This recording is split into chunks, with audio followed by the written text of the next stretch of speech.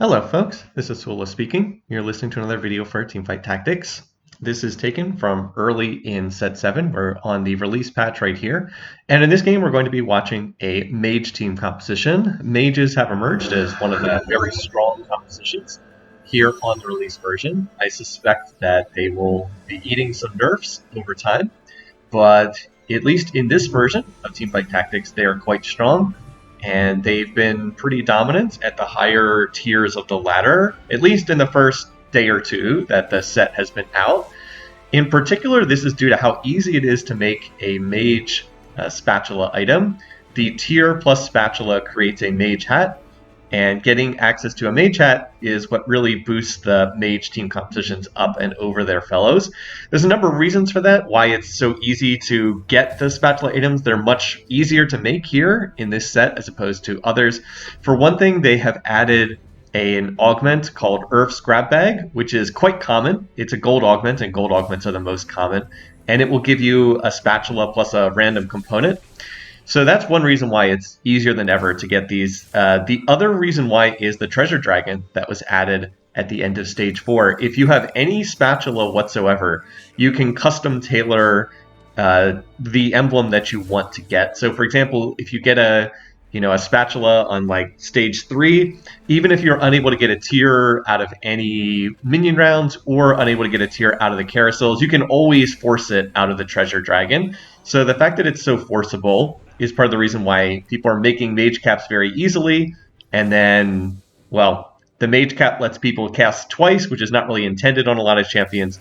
And it becomes very powerful, in particular on some of the late game dragons. So that's what we're going to be playing towards here. I saw that there was a Vladimir on the initial carousel that had a tier. I always like it when you can take something that has internal synergy from that initial pick. And so I was able to get Vlad with a tier, and I'm going to use him as like my early game item holder right now. I've actually been getting mostly champion drops here, not item drops, so it looks like it's going to be a 2-item start. And I've always liked this start. Some people don't like the 2-item start, but I always like it because you get so much gold. It really feels like you can get out and running. Like, it just gets you off to a good economic start. All right, so here I decide I have no tank items, so I'm going to go ahead and take makeshift armor, and I think that that's going to be most useful here early on. And then I also have the option to play mages or bruisers. I'd actually like to run both, but I have to be level 5 for that. So for the time being, I'm going to put in the 3 mages. I am not expecting to win the first round or two because look how weak my board is, but I'm going to run with this and see what happens. And it's okay if I lose a couple of early rounds because that'll give me higher priority on the carousel that's upcoming. So as I said, I'm expecting to lose the first couple rounds here since my board is all 1 stars and I don't really have anything resembling a front line. All right, other things I want to mention. So a path not taken, the game gave me an awful lot of Ezreals, and it also gave me, I think, 2 Kianas. In retrospect, I wish that I had just played a Tempest opening because I think that the pieces were here for a pretty strong Tempest opening. You can actually play Tempest and then look to go into mages later on because Ezreal deals AP damage, and this means that he's a good holder of items that could go on to, I don't know, some kind of AP caster later. That could be Rise for the mid game. That could be one of the AP magic damage based dragons, whether that's Al Shin or whether that's Aurelion Soul. Like, Ezreal's a pretty good holder of items for them. And with me having, I think there were like 5 Ezreals in the shop, like I could have easily 2-starred Ezreal here and just used him as an item holder to go into mages later. And if you get a mage spat, you can make him he's a good holder of a mage item early on too. But that didn't end up happening, so it is what it is. But I think I could have played a much stronger board by playing Tempest early on. And that's just one of those things to keep in mind for future playthroughs. All right, that round I end up losing, which is, again, not shocking because I really don't have much of anything on my board right now. But I hit the 2-star Tom, so we'll put him in there. He'll get the makeshift armor benefit, so he'll get extra armor and magic resistance because he does not have an item. The other thing I wanted to comment on was this static shiv. So I took a tier off the initial carousel, and my one other item was a bow. Now, bows generally don't have much use in a mage team composition. I guess maybe you could make Rageblade. It's okay on some of the units. It's okay on, like, Rise because he scales over time. You can use it for a Zerat portal, so to give you a little bit more front line. So like you can use them on some things, but it's just not a very strong item. So I was thinking here, and I was like, do I just make the Static Shiv? That will really help me preserve a lot of health throughout the game if I do that. Static Shiv is going to be at its strongest in the early game, but even late game, it will serve as a magic resistance debuff. Also, this fight is super sad. Look at this. I get 3 different units very low, but my team does not focus fire. Everything is left low, but we don't actually kill anything, and that turns into a bad loss. So basically, I was like, you know what? I think it makes more sense. Let's just make this Static Shiv early. We will slam it in the parlance that people like to use. We'll make this Static Shiv early, and that way we'll get value from this item throughout the entire game. I think it's going to help me preserve health, and it does mean that I will still, even in the late game, get value out of it because it will debuff the magic resistance of units that get hit by the arcing lightning. Now, here's the trade-off. I have used a tier to make this. Tiers can be a little tough to get, especially with mages being popular right now. So I have used up a tier on this. So it's important that I get another tier somewhere because at a bare minimum, I'd like to make Spear of Shojin, which is very good on the AP dragons, on Aurelion Sol and Alshin. So I really need at least one tier somewhere else in the game. And that is kind of the risk here, is that what if I just never see any tiers again? Well, that would be a problem, but I'm hopeful, again, with the Treasure Dragon later on, I should be able to force a tier if I absolutely need it, and we'll go from there. This person also looks like they're playing some kind of Astral plus Mages board, so I expect that there'll be at least one other person trying to play into this setup. A lot of people have been playing Astral in the games I've been running just because I think it's very easy to play if you're new to the set. All right, well, I end up winning that round, and because I lost the first 2 rounds, and I'm at 90 HP, I get first pick on the carousel. This is super nice. I actually win a tiebreaker with 2 other players. As far as that goes, if you're on the same health as another player, it's whoever was on that lower health first. Like, I was on 90 health initially, and then they both got knocked down to 90, but I won the tiebreaker because I was knocked down to 90 health first. And that's great news, because remember how I said I needed to get another tier? Well, I'm able to get a tier, and it's on a Nunu, who's a 3-cost champion, so I'm also going to get 3 gold out of this, which is significant this early in the game. All right, so I had already pre-leveled to level 5 on the previous round, so now I'm going to go ahead and put in that extra champion. Skarner is quite nice. He will make Bruiser trait to give me more front line. He will also make Astral trait, so I should start getting the Astral shops after 5 rounds. If you're new to this set, and this set has only just recently come out, so I will try to talk about what these traits do. Astral trait is every 5th shop has increased odds to show Astral champions and also grants an Astral orb. So every 5th shop, and that's both normal shop refreshes and re-rolling in the shop, will have increased odds to show you more Astral champions, and you'll get an orb. At Astral 3, the orb does not give you much. It's either 2 gold or 3 gold. You have to play up to Astral 6 and Astral 9 to get better stuff. Astral 9, the orb has a chance to give you components. But as I said, I'm not really planning on playing that deep into the trait, in part because I've already looked around the lobby, and there are other people playing into Astral. I think that there's 2 other people playing Astral, so I saw that. I was like, no, I'm going to push levels here. I'm not going to try to 3-star Astral units. I'd rather just play this as a transition comp, and I'll move out of Astral eventually. And late game focus is to play into either one of the magic damage dragons, as I said, Alshin or Aurelion Sol. But for the moment, I'm able to hit Vlad 2-star in a shop. That's nice. Together with the 2-star Tom Kench, I think I'm in reasonably good shape. The makeshift armor is actually providing a lot of value right now because I have no tank items. So that means that my 2 bruisers are going to be getting the extra armor and magic resistance from having this augment. Bruisers innately have always synergized well with makeshift armor because what do bruisers get? They get more health. Makeshift armor gives them armor and magic resistance as long as they don't have items on them. And so there's just a natural synergy there. Health from the trait, and then armor and MR from the augment. So yeah, I lost the first 2 rounds, but that really wasn't bad. Losing the first 2 rounds got me increased carousel priority so that I could get this extra tier. And I've won all the rounds since then. I'm also very, very rich right now because I was able to go on the mini losing streak into this modest win streak. By the way, more Ezreals, more Kianas. The game really wanted me to play Tempest this time. So that's the other reason why I've said I just tend to like the 2-item start. Again, I still only have 3 total items because I only got one out of the initial. I got one off the first carousel, one off the second carousel, one from the minion round. So still only on 3 items. But I am so rich, and I just feel like I always prefer this start because it puts so much money into your back pocket, and you just get off to a great econ start. It's the same reason why I dislike the Nico's help start. I guess now it's the champion duplicator, but it used to be called Nico's help. Always dislike that start because you always feel like you're behind the curve on economy when you get that. It's not like it's unplayable, but it does feel like you're behind the curve. All right, so I'm going to get a rod and a cloak here, and these are not bad items. I would have preferred to get a sword because I'd like to make Spear of Shojin, but the rod can definitely be used on some kind of item. By the way, there's a Deja in the store right now, which is really interesting, but I don't think I really have the items to play that. I did consider playing it. The Mirage variant in this game is Duelist, which means that the units stack up attack speed. So like I could put Yone and Deja in right now for 4 Mirage, and I think if I had a Rage Blade, I would have looked to play that at least as a transition comp. But ultimately I decided no, not going to play that. I think I'm going to stick with what I've got right here. I will put in the Rise because Rise is definitely a better unit than the Heimerdinger. It's a 3-cost mage as opposed to a 1-cost mage, and it's not like I'm running Trainer right now or anything. So that's the plan. I'll just stick this on Rise. He actually loses the makeshift armor value, but like Rise should not be getting attacked if things are going to plan. This way he'll do slightly more damage on his cast. So Rise is typically the mid-game carry when you're playing mages. My thought at the time was if I can get Rise up to 2-star, or if I can get a Spear of Shojin, then I'll sell the Vlad and I'll move a Spear of Shojin over to Rise. But until I have Spear of Shojin, it's not really worthwhile to sell Vlad and move the items over to Rise. So that's why I'm going to stick with what I have right now.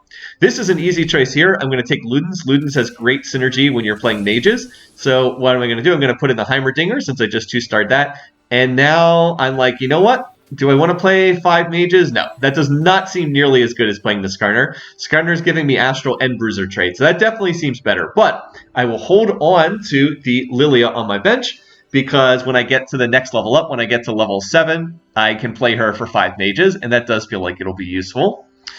So yeah, I've been feeling pretty good here. This is, like, the first 2 rounds, I didn't really have anything, but since then, things have been going really well. I feel like my augments are giving me fantastic value. The makeshift is awesome with this Bruiser front line with no items. That has allowed me to focus on itemizing my carry, like my mage. So I've been focusing on mage items because of that. And then I just picked up Ludens, which is really good with mages. Mages double cast their abilities, and Ludens deals magic damage every time a unit casts. So there's always innate synergy there when you're playing mages.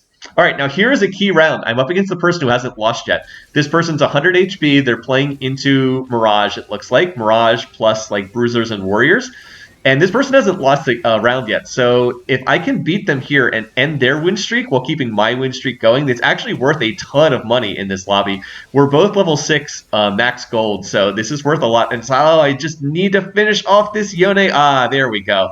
I'm really happy that Rise focused the Yone and not the Leona. That was the difference in this fight. So a little bit of fight RNG.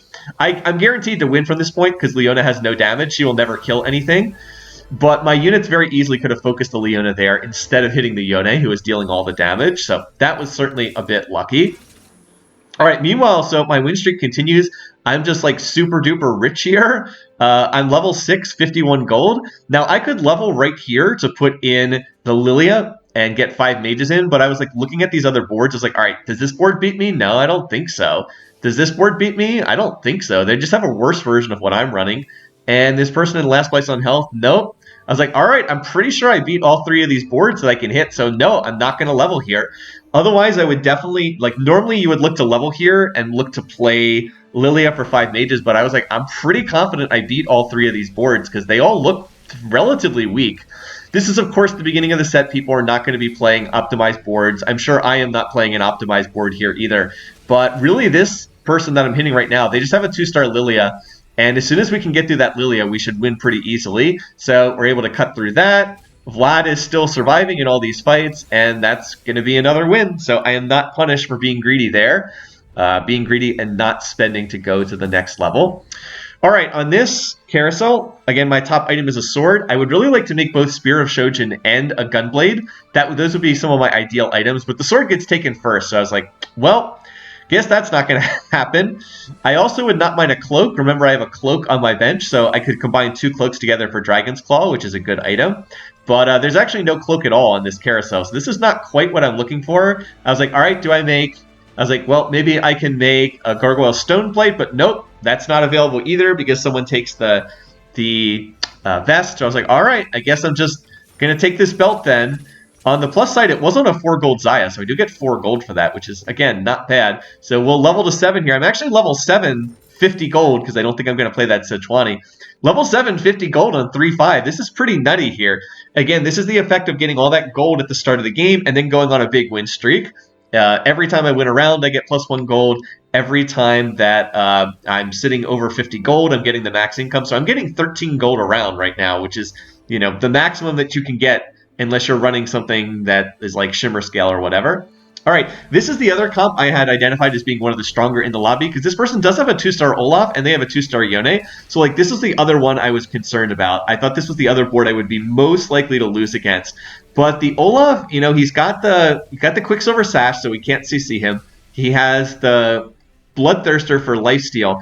But he, you know, that QSS is going to time out, and he does not have any ramping. He doesn't have a Titans. He doesn't have a Rage Blade, so he's not getting stronger over the course of a fight, which is typically what you want on a melee carry like that. So, you know, we just kind of drag out the fight. His Quicksilver Sash wears off eventually, and, you know, we win that fight. Just kind of cruising here. So I also am going to get something that I want. I'm going to get this Silas, which is great. And that's because Silas is Mage plus Bruiser. So I will just look to play him over the Lilia for right now. It's definitely a better unit. And then I also see that there's a Lulu in my store. I was like, oh, okay. Well, let's just play the Lulu, because that's going to put Mystic Trade in play. It's actually also going to put Trainer in play, because I have Heimerdinger. I wasn't even thinking about the Trainer coming in there, but you know what? We'll take that. And guess what? Namzi actually does benefit from Makeshift Armor. So we'll go ahead and play that. I lose Astral, but Astral's not really doing all that much, to be honest. And this is definitely a stronger setup. So we have another comp here. Again, this board has a lot of 2-stars. They're playing like Bruiser plus Warrior frontline. Again, a lot of 2-stars on this board right now. But there's not a lot of damage in this comp. Like, they really don't kill anything. So they're tanky, but, you know, my front line holds up just fine. Again, insane value from Makeshift Armor. I'm going to just keep repeating this point because this has been an amazingly useful augment to get, particularly at the silver tier, which is like the lowest of the 3 tiers. But yep, going to go ahead and win that. And so that's an 8-match win streak, and I am just cruising here.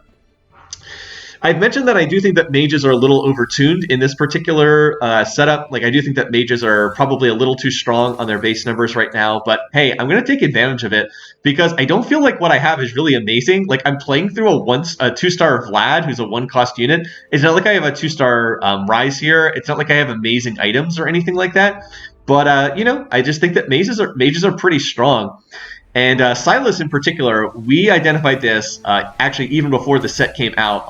Right before the set came out, we were playing on PvE, and we identified that they overbuffed Silas. So Silas in particular is just a really, really strong unit right now. And the fact that he's Bruiser plus Mage just makes it easier to play this setup.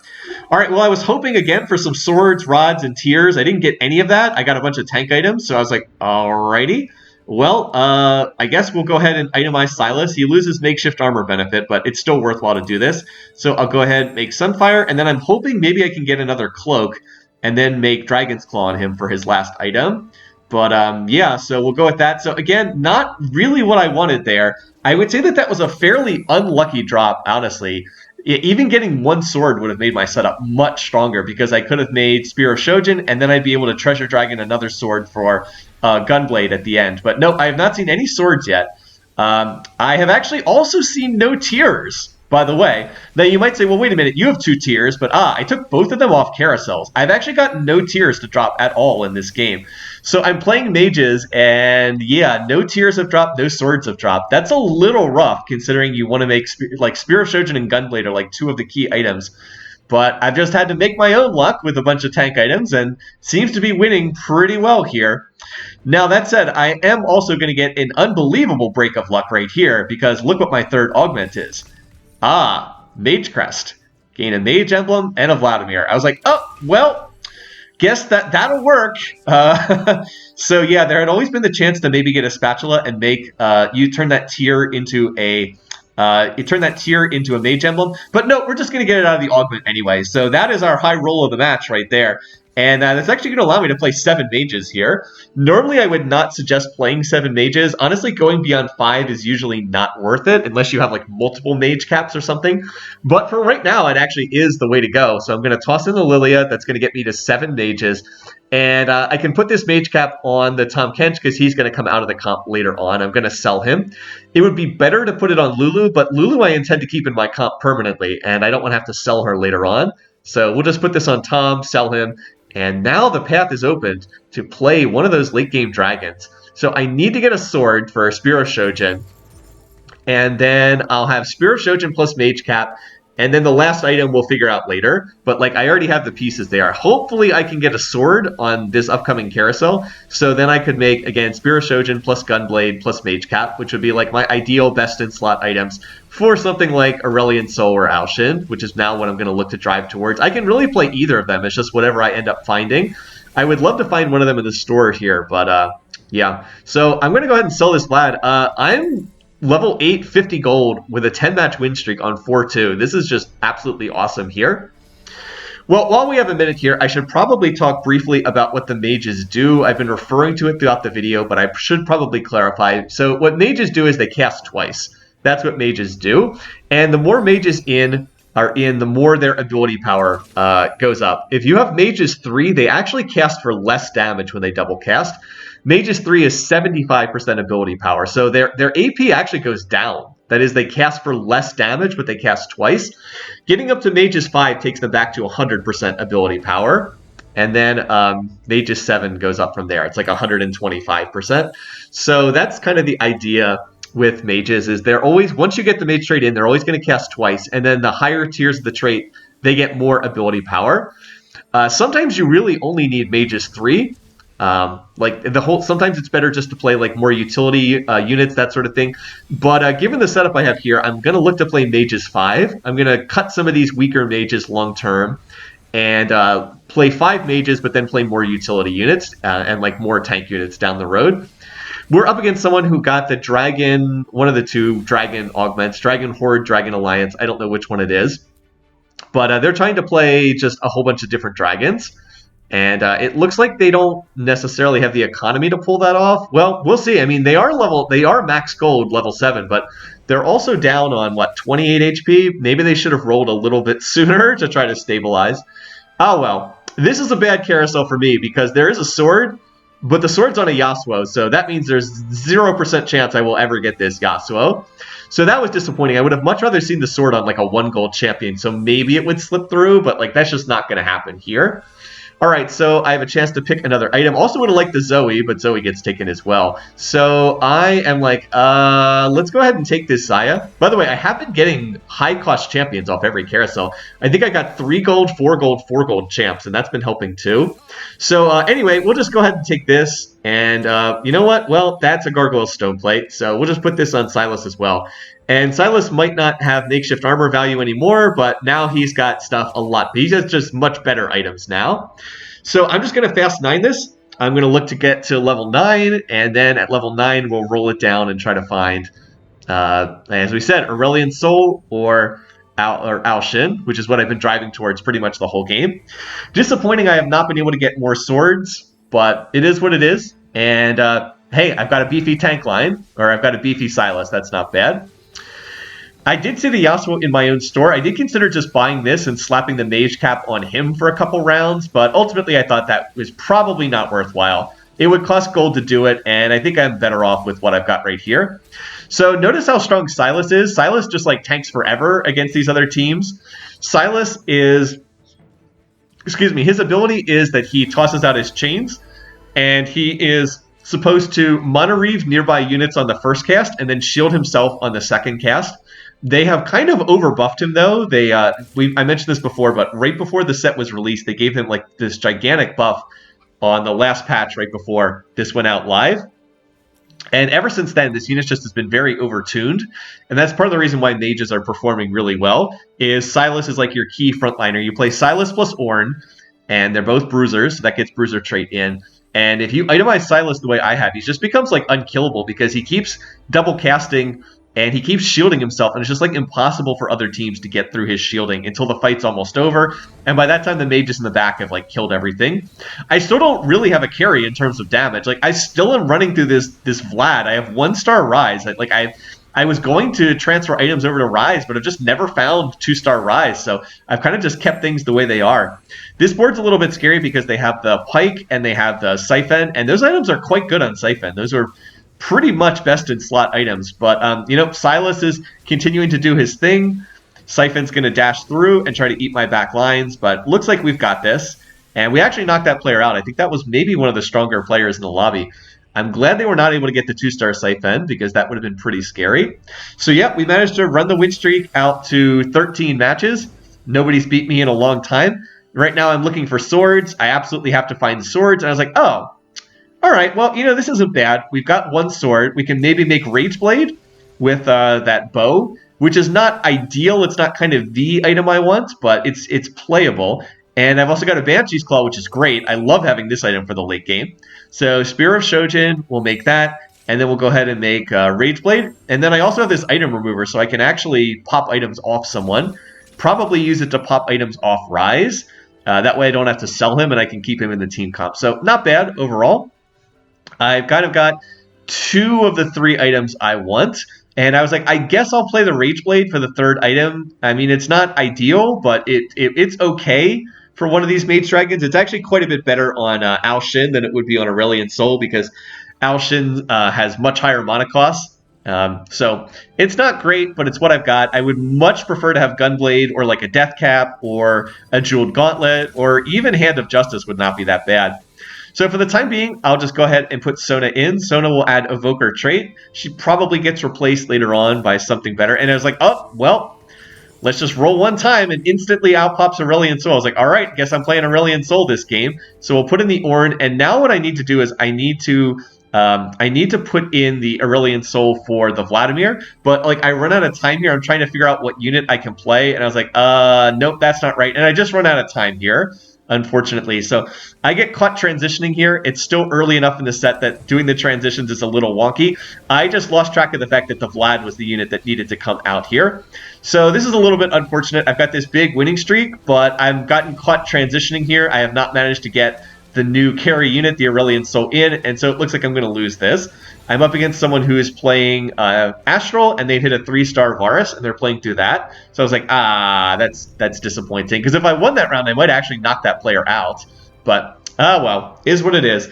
And now I will go ahead and look to fix this. I mean, I can't complain too much. I hit the Aurelion Sol on like the very first roll. Also, look at this. 3 more Silases in the shop, so that's okay.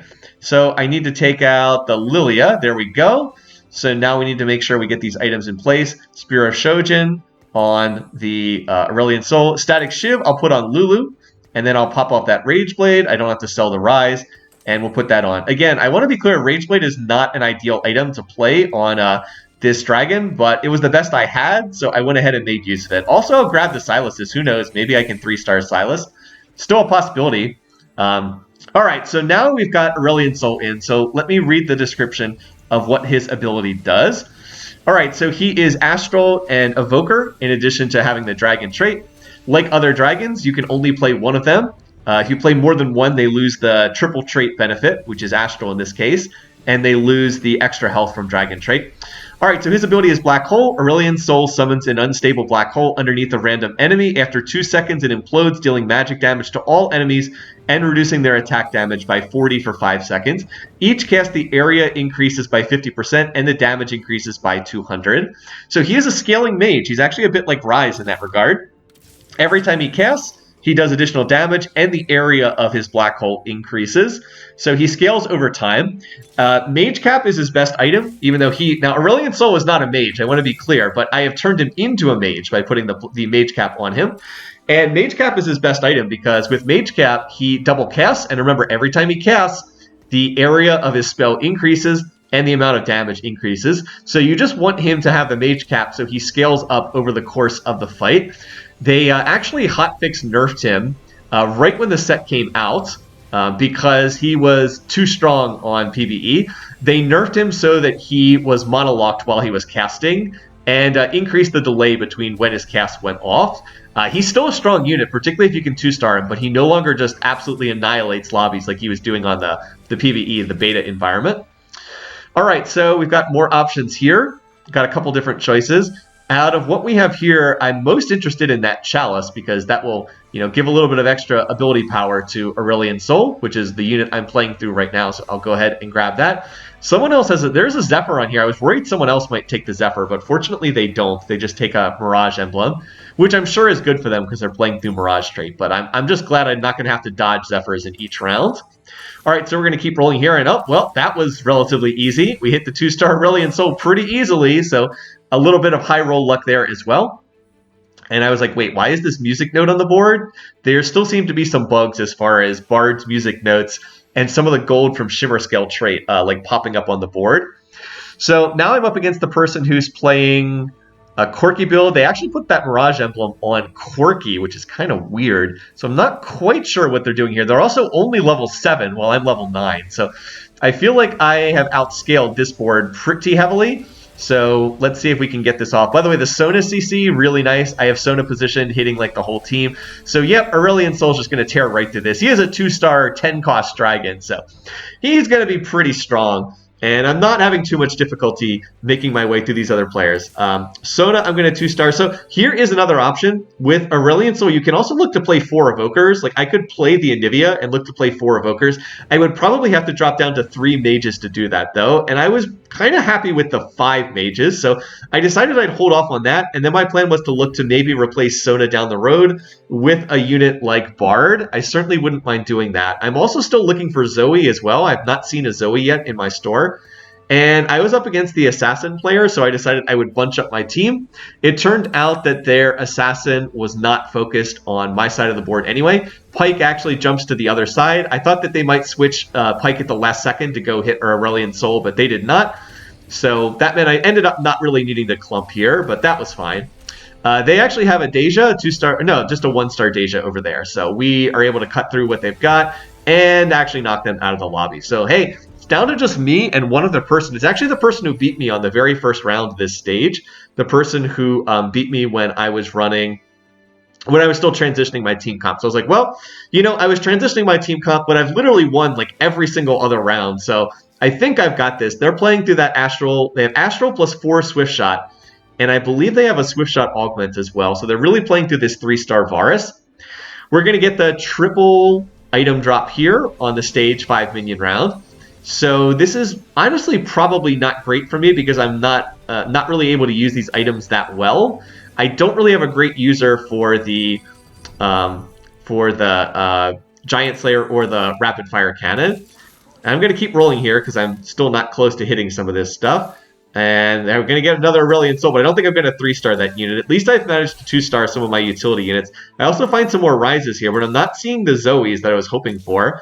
I'm not seeing the Siluses either. So I was like, all right, well, I didn't really find a whole lot there. I rolled quite a bit of gold and didn't find anything. I guess I'll put these items on Rise. He's probably the best one to use them. There is finally a Bard. Like, I was looking for Bard and looking for Zoe. I didn't have much luck in finding them, though. All right, so now we're up against this board. And their enemy Bard is going to hit my team, but that's why we've got the Trap Claw that's going to block that CC from hitting. So again, just need to get through the front line here, let Aurelion Sol keep scaling up. And I was like, oh wait, is Varus going to win this? Oh, Varus got off one last ult, and that was very close.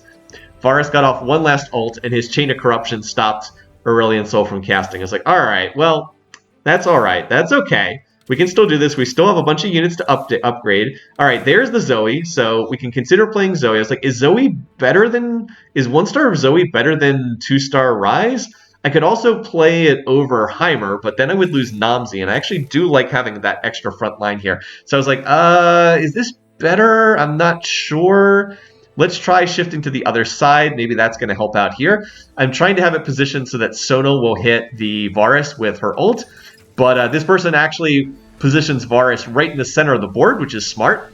Makes it harder to get hit by Sona's CC. And they also have a Trap Claw as well, which again is smart. Very smart having that Trap Claw to block one instance of crowd control against the Varus. So Aurelion Sol's doing his thing, but it's down to just Aurelion Sol. He does not have a Gunblade, so he's not healing on his cast. And I was like, All right, well, it looks like I don't just easily win this lobby. So this is actually not the worst thing. This is going to make me work a little bit harder. This match has been pretty easy. I'm actually going to have to work a little bit more. By the way, I'm going past Silas's in the shop, which I probably should have tried to play the Silas. So let's go ahead and put in the Zoe. Rise does not seem to be doing anything. Rise is more, you play him for damage, and I don't really care about damage right now. It's more about providing enough crowd control so that the Aurelian Soul can kill everything. So we'll put in the Zoe. Zoe's going to provide more CC. As I said, she's not really going to kill things, but I don't need her to kill things. I really just need my whole team to stall long enough for Aurelian Soul to get off like 6 casts and then wipe the whole board. And Zoe's going to help with that when she shoots out her tornadoes, when she puts the Kale ultimate on people, Kale ult from set 1, when she summons Daisy for a little bit more frontline. So that's what I'm looking for. Oh, she actually got off a Daisy at the last second, and that's going to buy some additional time here. So, all right, that looks a little bit better. We weren't quite able to eliminate them. I actually would have knocked them out of the game if I had one more unit survive, but nope. And here there is a Zoe. That would be Zoe 2-star, but I was like, oh, I want that dragon. I want that Dragon's Claw, and I believe the other person was going for that as well. So this is a really important item because it's just so good against my comp. I want to deny this to the other player. So that's what that's all about. I just want to deny it to them. Also, now that I have 2-star Bard, I'm going to play that over the Sona. Sona was giving me a rank of Evoker trait, but I already had 2 Evoker. That just took me to 3, which didn't do anything. Bard gives me another rank of Mystic, and he's just a really good unit as well. I would actually like to play both units, but I don't have a slot for them. I was also hoping I could just roll and hit 2-star Zoe, but I'm not able to find her despite rolling a lot of gold. So I'm going to go ahead and shift this over here. And I won the last round, and now I have a 2-star Bard in here, plus 3 Mystic, which is pretty good. Most of the damage on this other team is physical, but of course there's always some magic damage, and having Mystic 3 in does help an awful lot. By the way, clutch Kale ult from Zoe, preserving my front line a little bit longer. Great Bard ult. Oh, that Bard ult hits the whole back line. So now I just need, and another great Tornado, Janna Tornado coming in from the Zoe. So now I win the fight. There's no way that this Alawi can ever kill my Aurelian Soul. So we're just going to type GG. And that's going to finish this one off. So I'm actually glad that the other player made me work for it a little bit because I need to improve on like these late game transitions, knowing what units need to go in the late game in order to cap out your board. That's an important thing to learn. And it's something you don't always get a lot of practice with, particularly early on in the sets, because you only really encounter these situations if you're like one of the last 2 players left in the lobby. So kudos to them. That board was stronger than I expected with the 3-star Varus. So like I said, kudos to them for making me work a little bit and helping me figure out what units I needed to play to get the win. All right, well, thanks for watching. Thanks for listening. Hope you enjoyed this video. Until next time, hope you guys take care and have a good week.